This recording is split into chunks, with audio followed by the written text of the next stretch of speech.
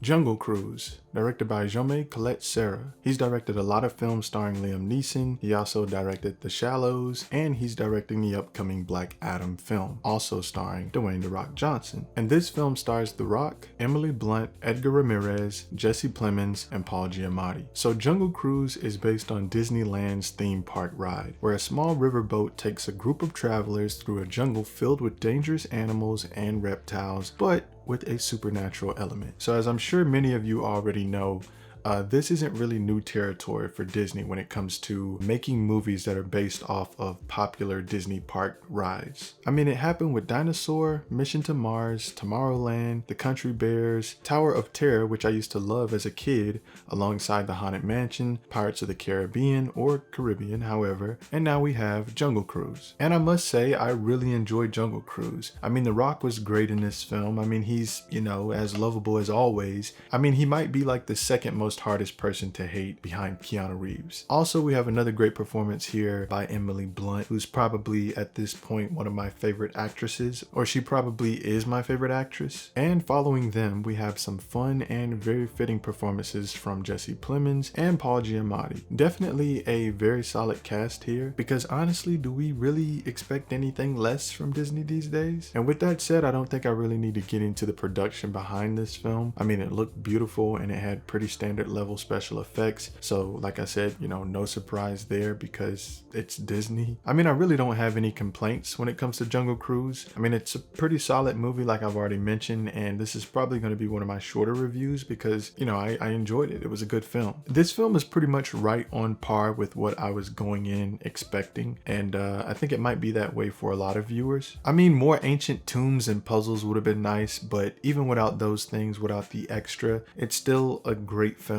I'll also throw in the fact that I think the film was a lot longer than what it needed to be.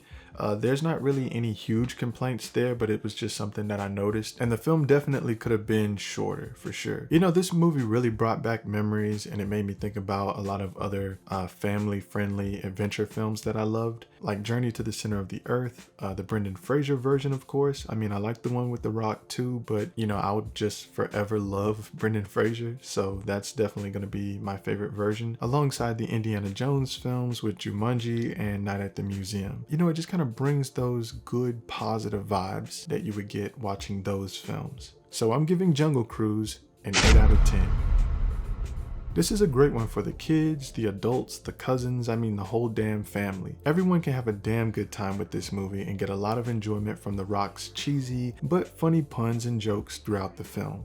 And Jungle Cruise releases this Friday in theaters and on Disney Plus Premier Access. So I highly recommend that you round up the family for this one because the adults can have a lot of fun with this film as well. But there you have it, and if you enjoyed the content, you know what to do. Thank you for watching.